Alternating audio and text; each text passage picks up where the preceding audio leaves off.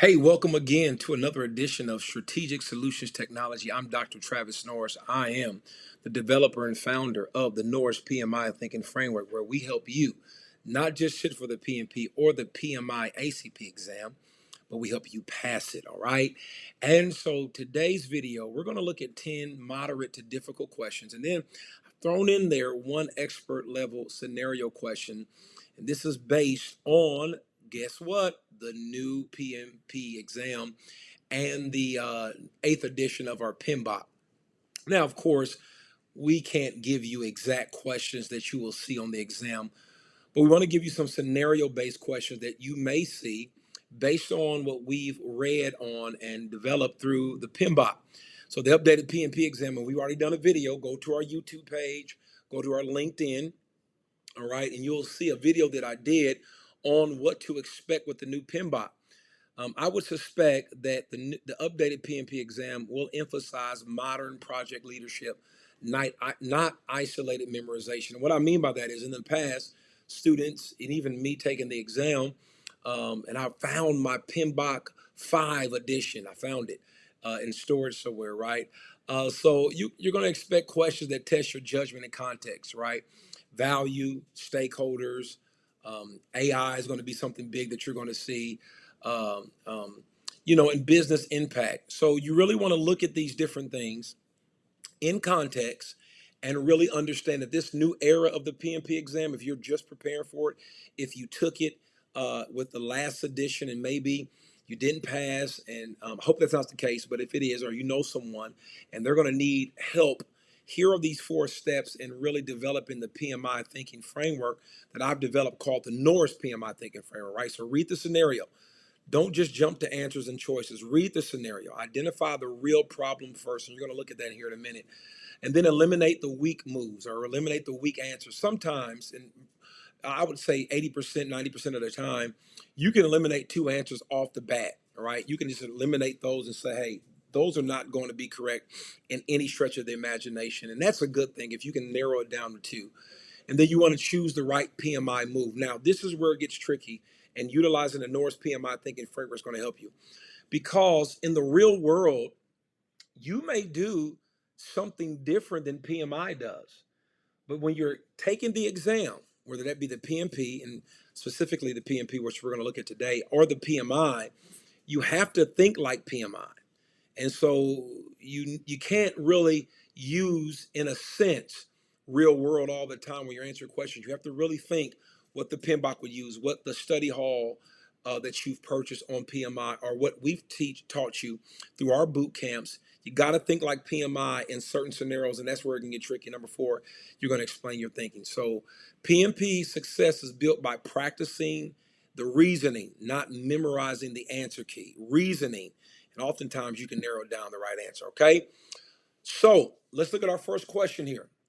A team member proposes using a generative AI tool to create a project estimate, okay? The organization has no formal AI policy, which a lot of organizations don't. And the estimate will use internal costs and vendor data. What should the project manager do first? Here's a scenario-based question. What should the PM do first? Now, at any time, please pause me, read through the question. Let's see if you can answer it. All right. So let's look at our possible answers. Okay. Approve the tool because AI can improve productivity and speed. B, reject the tool because AI should not be used on project estimates. Review organizational guidance, data sensitivity, and governance before deciding how AI may be used. Or D, ask the vendor to produce the estimate instead of the project team. All right, so look at this key takeaway. Use AI as a project leadership tool only when governance, privacy, and value are protected. So out of these 4 scenarios, out of these 4 choices, which would be the best answer? Let's see what you chose. All right, the correct answer was C. The best first action, because remember the question is asking you, what should the project manager do first? The best first action is to evaluate governance, data, sensitivity, and responsible use before allowing AI to touch internal project data. So even though there's a big craze and this big idea that we want to use AI, and I know everybody's kind of jumping on, Even PMI has Infinity, you have Copilot, ChatGPT, whatever else is out there. You got to make sure that there's responsible governance and sensitivity before you allow internal data to be exposed to that. PMI style questions reward thoughtful risk and governance behavior. So the other choices are wrong, right? So you don't want to just use speed before governance. B rejected technology without analysis. And think about the Norris PMI Thinking Framework. Think, communicate, lead, then deliver. And then D, if you looked at the question, it avoided the issue and may create procurement or confidentiality risks, right? So we really want to look at governance. And so when you really look at the rationale behind why we chose C and why I was leaning towards C, is because when you utilize the Norris PMI Thinking Framework, even though AI is a great tool to be used and it can really help project management, we don't want to rush into anything that may make our system vulnerable. All right. Let's look at question number 2 here. During planning, all right, so we know what phase we are. During planning, the team learns that a lower cost material may reduce the project budget, but it may create long-term environmental and maintenance concerns. All right. So there may be a issue here down the road. There's a risk here, but there may be an issue down the road. The sponsor is focused on meeting the current year budget. So they're really focused on costs. What should the project manager do? All right. So let's look at this. A, select the lower cost material because the sponsor owns the budget. Okay, that's an idea. Present options showing costs, sustainability impact, risk, and long-term value trade-offs. C, choose the sustainable option without sponsor input because it is ethically better. I wouldn't lean towards that one. Delay the project until the organization creates a sustainability policy. All right. So which one do you think? Which one are you leaning towards? This is more of a difficult question that you may see on the PMP exam. What are you looking at? All right. Let's look at what you revealed. I'm leaning towards the letter B. Right. Well, because B allows us to look at the trade-offs and the visibility to decision makers can consider cost, long-term value, and risk. Even though the year-end budget is something on the sponsor's mind, the PM, you, the practitioner, the agile practitioner, whatever it may be, you are in a position to really align with the PMBOK thinking, right? So the direction needs to be around value, sustainability, and accountable leadership. And so B provided that, right? B provided, so let's go back to look at what B did. Presents options showing cost, sustainability impact, risk, and long-term value trade-offs. That's a better answer than, selecting the lower cost model because why? It's going to ignore the long-term value. The letter C, the choice C bypassed governance and sponsor authority, and then D delayed unnecessarily, right? So utilizing the Norris PMI Thinking Framework, think about this. Even though the cost may be something that the sponsor's looking at, the value of the product is something that we really need to be considering and really bring up to the sponsor and to the team because we want to have our direction, not just around cost, what value do we get early and often? Is there sustainability? Is there accountable in the leadership? So think, analyze the total impact first. Norris PMI Thinking Framework communicated the trade-off, with leadership and with the team. Lead, support, and inform governance. Don't just let it be in a silo and then deliver value beyond the short-term cost. So sustainability questions are often value and trade-off questions in disguise. All right. So I hope you saw that and you chose B. Let's keep going here. All right. So this is like a moderate question that you may see. All right. So this is more of a stakeholder engagement adoption question. So let's look at it together. A high influence stakeholder. How do you know it's a high influence stakeholder? Maybe you have your stakeholder matrix or your traceability matrix, and you've kind of put your stakeholders in proper places where there's a high influence stakeholder. Is not on the formal approval list, but is actively discouraging users from adopting a new system. So they're high influence, but maybe they don't have a lot of decision power, if you will. What should the project manager do first? So what should you do first with this stakeholder? They got a lot of influence. As you can see, they're actively discouraging users, but They're not on the formal approval list. What should you do first? Not what should you do overall. What's the first action? Let's read our choices. Analyze the stakeholder's concern, okay? And update the engagement approach. Ask the sponsor to remove the stakeholder from project communication. Sorry for me laughing. Because some of these questions you can just kind of look and say, it's not going to be the right answer. So you can eliminate some of that. Ignore the stakeholder because they do not have formal authority. Or D, escalate immediately to senior leadership for corrective action. So before you move, I'm leaning towards A, okay? But anytime you see a question that just wants you to escalate, that's typically not a right answer. Now, you can kind of look at this answer if you've been studying, if you've been with our boot camps, if you looked at some of our other videos, and I think you can narrow this down to one answer. So let's see if you can read the question and what the question is asking. What should the PM do first? It's a high influence stakeholder. So should we ask the sponsor to remove? Should we ignore? Should we escalate? Should we analyze? Utilizing the Norris PMI Thinking Framework, what should you do here? I'm leaning towards A. What did you choose? A is the right answer, right? Think, analyze. So we want to influence matters even when formal authority is limited. So we really want to talk to this stakeholder. We want to understand their concerns. We don't want to just move in a silo. So B can increase resistance. The answer B.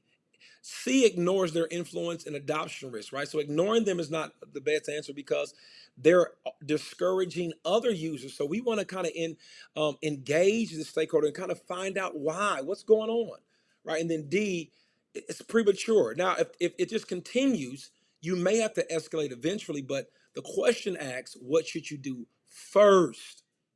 PMI rewards proactive stakeholder leadership before escalation. Remember that. Anytime you see an escalation question, it's probably not the right answer, right? So stakeholder influence can be more important than stakeholder title. Even though they don't have formal authority, you really want to win them over. And how do you do that? You engage them early, understand their pushback and why they're pushing back. All right, let's keep going. Here's a difficult one. A regulatory project is has fixed compliance deadlines, but the customer-facing dashboard requirements are still evolving, so they're still in motion here, okay? Leadership wants predictability without losing flexibility, okay? So they're probably looking at maybe a hybrid method here because they want some predictability, so maybe there's some waterfall predictive here, but that flexibility lends itself to Agile, which welcomes change. So this may be a hybrid project. Which delivery approach is most appropriate? Which delivery approach is more appropriate? So let's look here. Using a fully predictive approach for every component. B, use a fully agile approach. I think I gave the answer away. Approach and allow all deadlines to emerge. C, delay the project until requirements are fully stable. Or D, use a hybrid approach, predictive controls for compliance milestones and adaptive or agile delivery for the dashboard. So I think I gave the answer away. One of my colleagues developed this question. I'm sorry, I was probably in test mode, but what do you think? What do you think we should use here? All right, so they want, look at the last part of this question. Leadership wants predictability without losing flexibility. So they probably want a merger of two of the major project themes, right? That's agile and predictive, right? So what did you choose? I think I gave it away. The letter D, right? So a hybrid is appropriate when someone requires fixed governance. That means predictive, waterfall, traditional compliance, while other benefits from iterations, right? Or sprint delivery. Sprint deliveries or agile methodology, right? So you really want to tailor this project around that, combining the two. Right. So what you'll see in PMBOK 8 and the modern PMP exam theme is this mode of marrying the two, right? So the best project leaders tailor their approach, right? You want to tailor it. Some projects call just for hybrid, or they call just for predictive, where it's just waterfall. More government, state, regulatory environments call for that. But then there is this whole idea of agile where we do iterations and we use some scrum and we use some retrospects and some sprints, and some sprint planning. And so letter A was too rigid. B was just ignored the fixed compliance that the question was asking. And then C, delays the value, which Agile can bring, but there's still this predictability in a waterfall. So you marry the two in a hybrid model, which gives us the answer D for that question. We're halfway there. How are you doing? What are you thinking? Are you doing pretty good? All right, well, good. Let's keep going. Question number 5. All right, 2 senior leaders give conflicting direction about a priority feature. All right, that's common. The team is blocked and continues working on low priority tasks. So there's still got some movement here, right? What should the project manager do next? So if it's actually what we do next, then we've already done something. So what's our next action, right? So the team is blocked. So I'm thinking agile, I'm thinking predictive. We got to remove impediments, all right?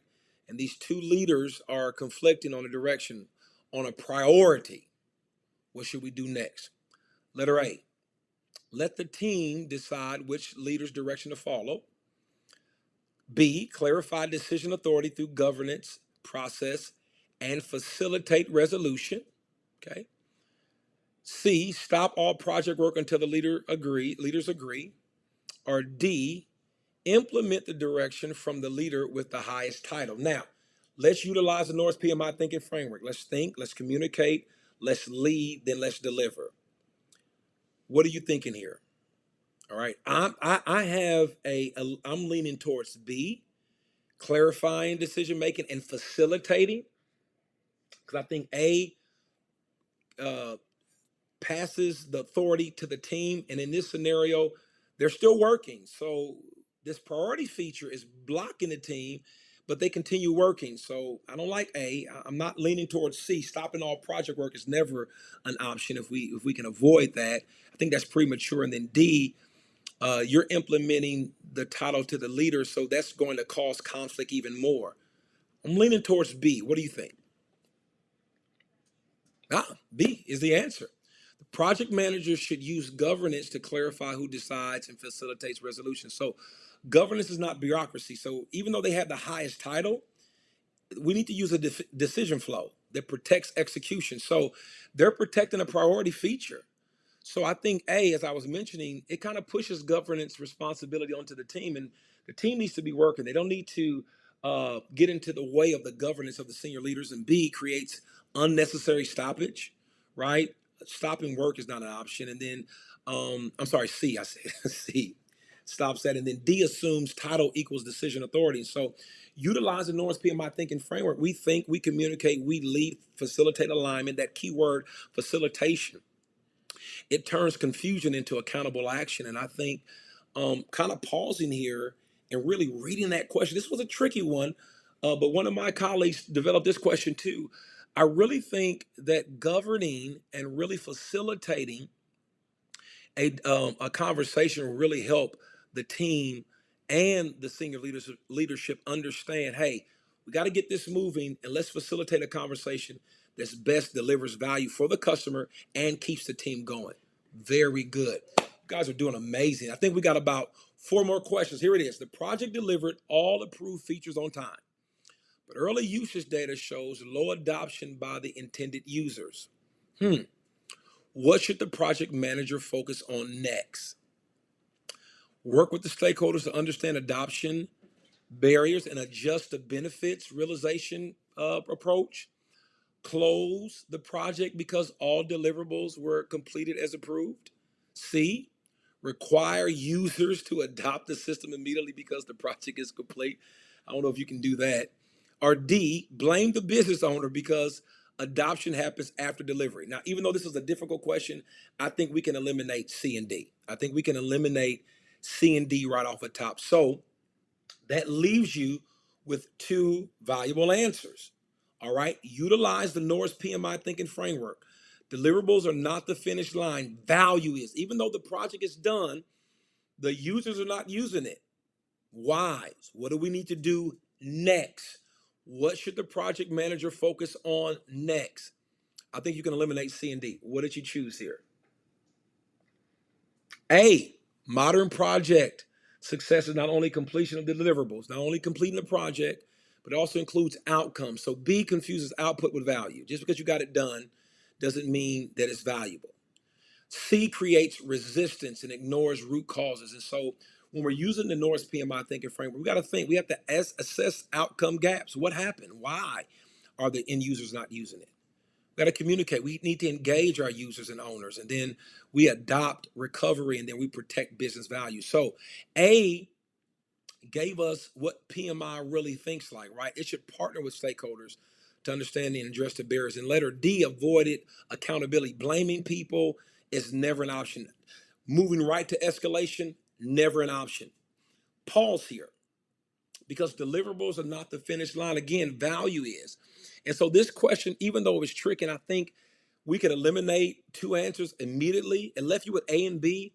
I was leaning towards A because it delivers that value and it doesn't confuse output with value. How did you do? How did you go?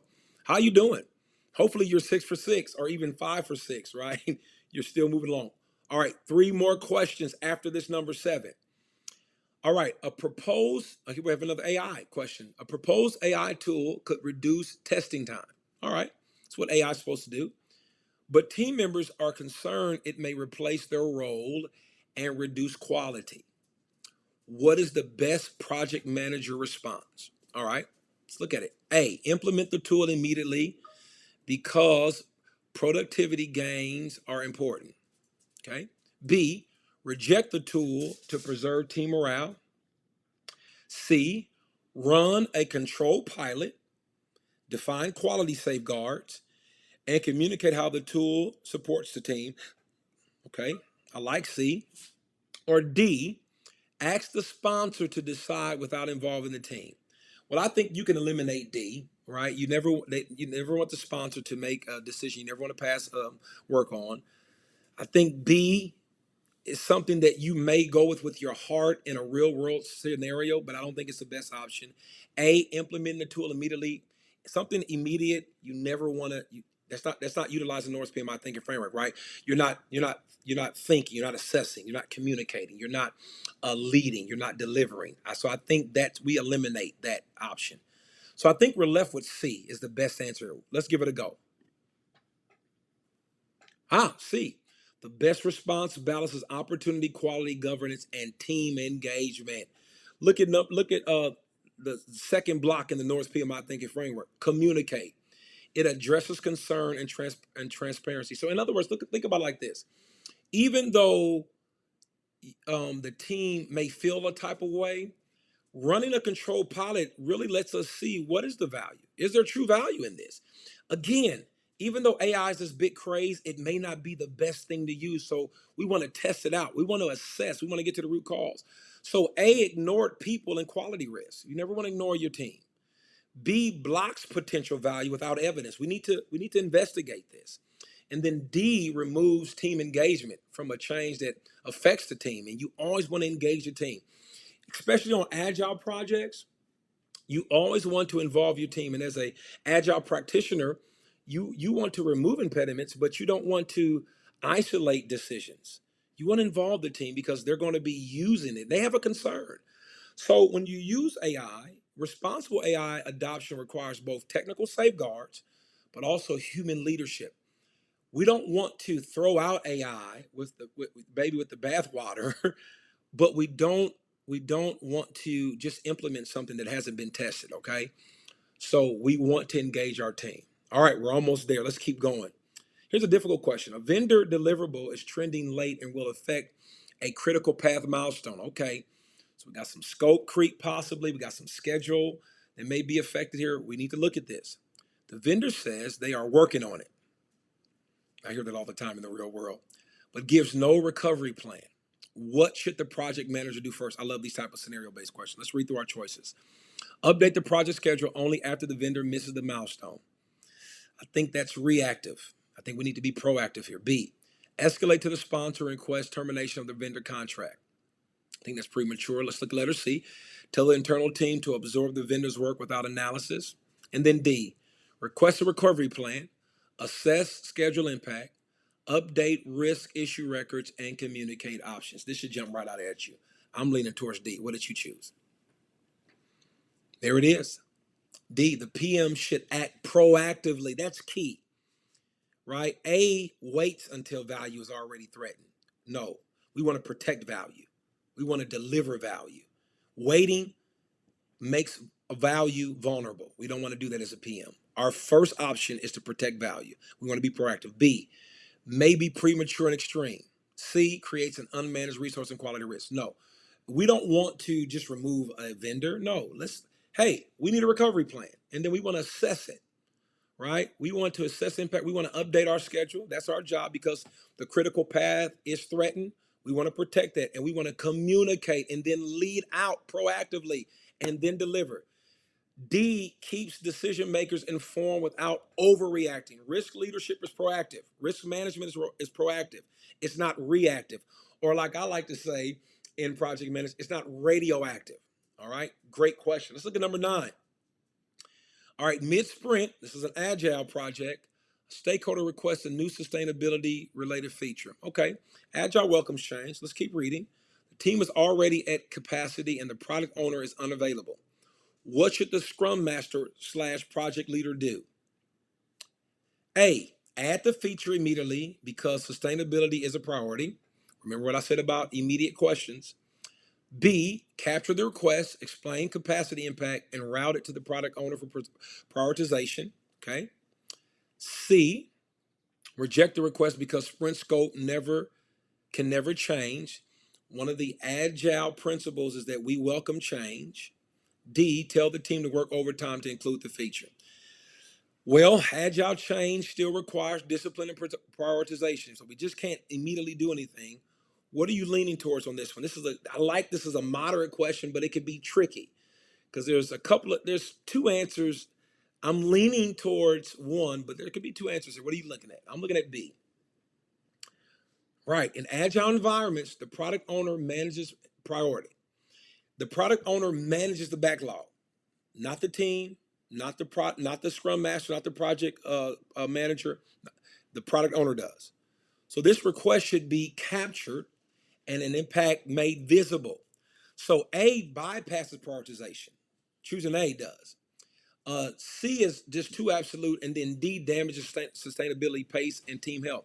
So we don't want to do that. We want to think. We want to identify capacity and priority issues. We want to communicate this impact. We don't want to just move. When you lead, it respects the aligned roles, the Agile roles. So remember, the product owner manages the backlog. The Scrum Master is the go-between the development team and the product owner, removing those impediments. And the team is self-organizing, self-leading.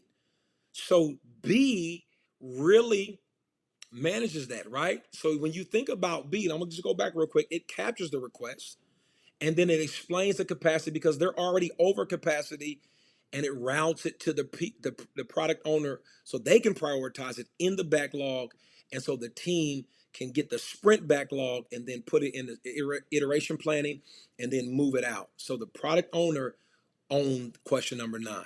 All right, number 10, we are at the end. You guys are doing amazing. A new compliance requirement emerges late in the project, okay? Meeting it may delay launch, but ignoring it could expose the organization to penalties. What should the PM do?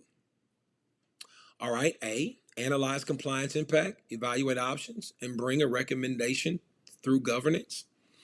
B, ignore the requirement because it was not in the original baseline. C, delay the launch automatically without consulting stakeholders. I mean, you can eliminate that. We always want to involve stakeholders. D, ask the team to quietly absorb the work to avoid leadership concerns.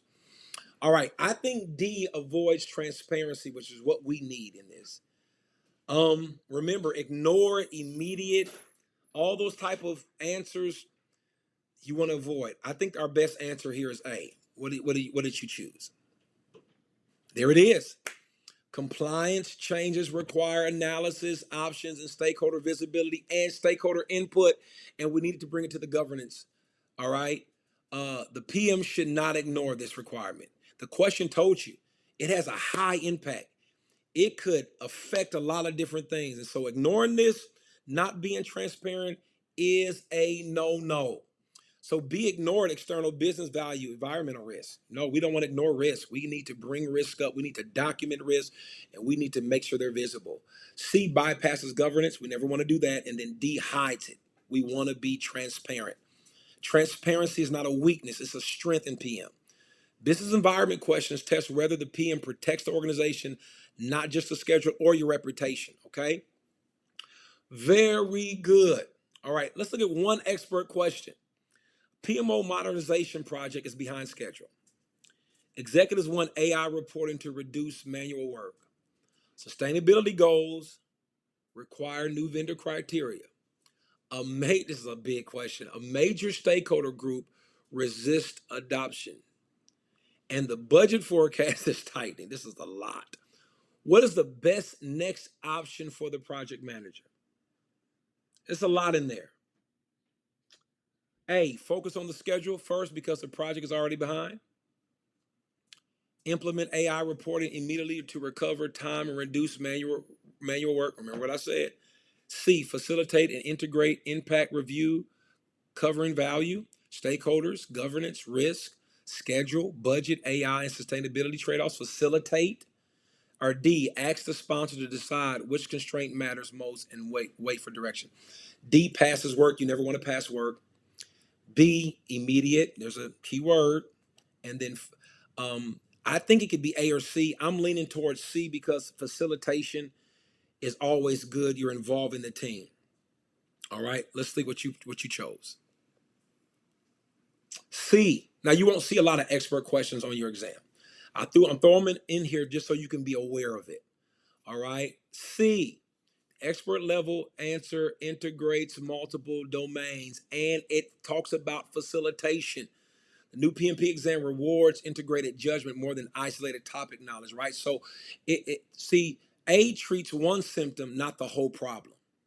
Utilize the Norris PMI Thinking Framework. See the whole system, not just one. Even though the question mentioned behind schedule, there's still a bigger problem. C facilitated all of that. B jumps immediate, and then D, it delays informed decision and it passes work. You never want to do that. Communicate, lead, facilitate executive judgment, and then deliver, protect value through integrated decisions. Very good. How did you do? All right. So we tested AI must be governed, not blindly adopted, and not avoided. Sustainability is part of value and trade-off thinking. Stakeholder influence can threaten adoption, so you need to engage your stakeholders. 4, hybrid delivery is tailoring. Think about tailoring. What does the project need? What does this need to be successful? And then 5, business environment risks require governance and visibility. So remember this, it's not asking you, do you know the term? It's asking you, can you lead the situation based on the terms you know? Based on the terms you know. All right. It's a leadership judgment exam. That's what it is. Not just memorization, not just writing out a critical path. It's understanding what a critical path and why it's important. It's not just knowing what a risk register is. Why do we use a risk register?